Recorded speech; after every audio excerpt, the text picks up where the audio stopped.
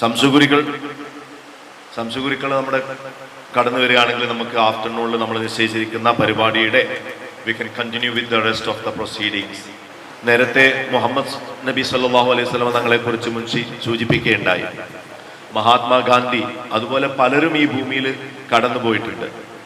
അവരൊക്കെ they came over and made the world a better place. അവർ കടന്നു വന്നു, ലോകത്തെ അവർ വരുമ്പോൾ ഉള്ള ലോകത്തിനേക്കാളും അടുത്ത തലത്തിലേക്ക് അതിനെ ഉയർത്തിയിട്ടാണ് അവർ കടന്നുപോയത്. ഒരു ഗ്രാമത്തിലേക്ക് കടന്നു വന്ന ആ ഗ്രാമത്തലവൻ, അദ്ദേഹം എങ്ങനെയായിരുന്നു ആ ഗ്രാമത്തിന്റെ അവസ്ഥ, അവിടുത്തെ ശുചിത്വം, അവിടുത്തെ തൊഴിൽ, അവിടുത്തെ ആരോഗ്യം എങ്ങനെയൊക്കെ ആയിരുന്നോ കണ്ടിരുന്നത്, അതിനേക്കാൾ മികച്ച രീതിയിലാക്കിയതിനു ശേഷം അവിടുന്ന് പിരിഞ്ഞു പോവുക അല്ല മരിച്ചു പോവുകയാണെങ്കിൽ അതുപോലത്തെ ആളുകളാണ് ഇന്ന് ലോകത്തിന്റെ വികസനത്തിന് ആധാരം. അതിൽ പ്രധാനപ്പെട്ട ഒരു പങ്ക് നമ്മുടെ നാട്ടിൽ വഹിച്ചത് വന്ദ്യരായ CMM ഗുരുക്കള്. അദ്ദേഹം വന്നു, അദ്ദേഹം കളരി എന്നുള്ള പ്രസ്ഥാനം പല രംഗത്തും, കളരിയും മർമ്മ ചികിത്സയും വേറിട്ടും എല്ലാതെയും തെക്കനും വടക്കനും പലതരത്തില് പലയിടങ്ങളിലായി ഫ്രാഗ്മെന്റഡ് ആയി കിടന്നിരുന്ന ഒരു കാലഘട്ടത്തിൽ അതിനെ സംയോജിപ്പിക്കുന്നതിന് വേണ്ടി ഒറ്റയാൾ പട്ടാളമായി വൻ ദൗത്യം നിർവഹിച്ച ഒരു മഹൽ വ്യക്തിത്വം കൂടിയായിരുന്നു. അന്ന് യാത്രാ സൗകര്യങ്ങളില്ലാത്ത കാലഘട്ടത്തില് എവിടെയെങ്കിലും കിടന്നുറങ്ങാനുള്ള പ്രോപ്പറായിട്ടുള്ള ഹോട്ടലോ അല്ലെങ്കിൽ ലോഡ്ജ് സൗകര്യങ്ങളോ ഇല്ലാത്ത കാലഘട്ടങ്ങളിൽ മറ്റ് വാർത്താ മാധ്യമങ്ങളും അതുപോലെ കമ്മ്യൂണിക്കേഷൻ ഫോണ് പോലും മര്യാദക്ക് ഇല്ലാത്ത കാലഘട്ടങ്ങളിൽ വിദൂര ദിക്കുകളിലേക്ക് നടന്നും നീന്തിയും ട്രെയിനേറിയും ഒക്കെ തന്നെ ചെന്ന് അവിടെ നിന്നുള്ള അറിവിൻ്റെയും പ്രാക്ടീസുകളുടെയും ശകലങ്ങളെ ക്രോഡീകരിച്ച് ഈ കളരി പ്രസ്ഥാനത്തെ വലിയൊരു തലത്തിലേക്ക് ഉയർത്തി. അത് തൻ്റെ ശിഷ്യന്മാർക്ക് എല്ലാവർക്കും എല്ലാം ഏറ്റെടുക്കാൻ കഴിയില്ല എന്ന് മനസ്സിലാക്കിയപ്പോൾ ഓരോരുത്തർക്കും അവരുടേതായ ഒരു ഫോട്ടെ അത് ഉസ്താദ് തിരിച്ചറിഞ്ഞു.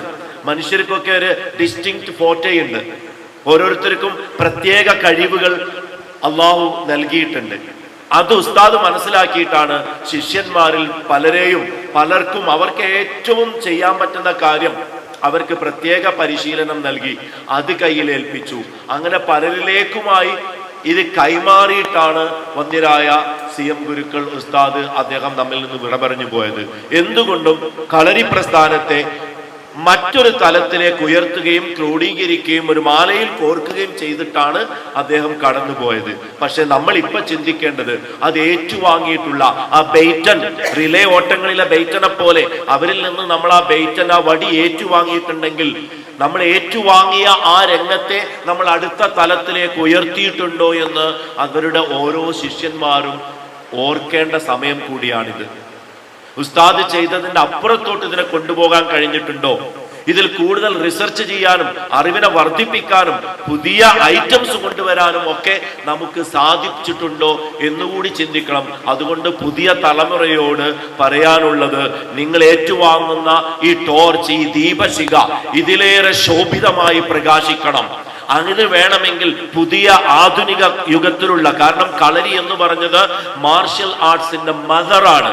വെൻ യു ഗോ ഇൻ നമ്മുടെ സൗത്ത് ഈസ്റ്റ് ഏഷ്യൻ കൺട്രികളിലുള്ള taekwondo, judo, karate, kung fu, Shaolin, വ്യത്യസ്ത പേരുകൾ അറിയപ്പെടുന്ന വ്യത്യസ്ത ശൈലികളുള്ള മാർഷ്യൽ ആർട്സ്, ഇതിന്റെ എല്ലാം മദറായിട്ട് കളരി ഉണ്ട് എന്ന് കളരിയുടെ പല ഭാഗങ്ങളിലെയും പഠന വിധേയമാക്കുമ്പോൾ നമുക്ക് കഴിയും. നിർഭാഗ്യവശാൽ കളരി രംഗത്ത് വരുന്നവര് കൂടുതൽ അയോധനത്തിനും ആരോഗ്യത്തിനും കളിക്കും ചെലവഴിക്കുമ്പോൾ അത് കൂടുതൽ ബ്രെയിനിനും പഠനത്തിനും ചെലവഴിക്കാതെ പോകുന്ന ഒരു കാലഘട്ടം ഉണ്ടായിരുന്നു. അതിൽ നിന്ന് മാറി നമ്മുടെ ചെറുപ്പക്കാര് ഇത് റിസർച്ച് ചെയ്യാനും ഇതിലേക്ക് കൂടുതൽ ഇറങ്ങി ചെന്നുകൊണ്ട് കളരിയെ പരിപോഷിപ്പിക്കാനും കൂടി ശ്രമിക്കണം. ഇതിൽ നിന്ന് നിങ്ങളുടെ കൈകളിലേക്കാണ് വരുന്നത്. നമ്മൾ ഇപ്പോൾ ഉള്ളത് വന്ദ്യരായ ശംസു ഗുരുക്കളുടെ കളരിയിലാ ഉള്ളത്. ഉസ്താദിന്റെ ഏറ്റവും ചെറിയ ശിഷ്യന്മാര് എന്ന് പറയാവുന്ന, എനിക്കറിയില്ല, എനിക്ക് എന്റെ ഓർമ്മ ശരിയാണെങ്കിൽ നമ്മളൊക്കെ കണ്ടതനുസരിച്ച് വന്ദ്യരായ മാമു ഉസ്താദിന്റെ ഏറ്റവും ചെറിയ ശിഷ്യൻ, അദ്ദേഹം ഏറ്റവും ഉയരത്തിൽ ആഗോളതലത്തില് പ്രകടനം നടത്താനും അതിന് സാധിച്ചതിന് ശേഷം, ആ സന്തോഷം അറിഞ്ഞതിന് ശേഷമാണ് വന്ദ്യരായ ഉസ്താദ് കടന്നുപോയത്. അത് നമുക്ക് അഭിമാനമാണ്, നമുക്കൊരു മാതൃക കൂടിയാണ്, പ്രത്യേകിച്ച് ചെറുപ്പക്കാരോട് പറയാനുള്ളത്.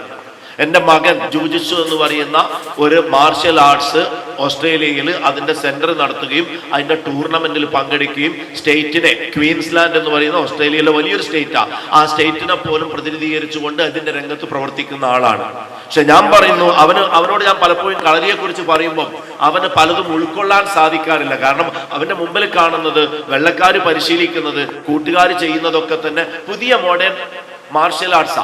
അവൻ എങ്ങനെയെങ്കിലും ഒന്ന് കൊണ്ടുവന്ന് ശംസു കുരുക്കളെ പോലുള്ള ആളുകളുടെ കീഴിൽ ഒരു 2 മാസമെങ്കിലും നിർത്തണമെന്നത് എൻ്റെ വലിയൊരു ആഗ്രഹമായിരുന്നു, ഇതുവരെ സാധിക്കാതെ പോയ ആഗ്രഹം. അതുകൊണ്ട് നിങ്ങൾ മനസ്സിലാക്കേണ്ടത്, പലപ്പോഴും നമുക്ക് കൈവന്നിരിക്കുന്ന സൗഭാഗ്യത്തിന്റെ വിലയറിയാതെ നമ്മൾ പോവാൻ പാടില്ല. മുറ്റത്തെ മുല്ലക്ക് മണമില്ല എന്ന് പറയുന്നത് പോലെ ഇതറിയാതെ പോകരുത്. ഇപ്പം ആലി ഗുരുക്കളെ പോലെ, വിശിഷ്ടരായിരിക്കുന്ന ഈ ഗുരുക്കന്മാരെ പോലെ, സിദ്ദീഖാജിയൊക്കെ ഖത്തറിൽ വളരെയധികം പ്രയത്നിച്ചുകൊണ്ടിരിക്കുക.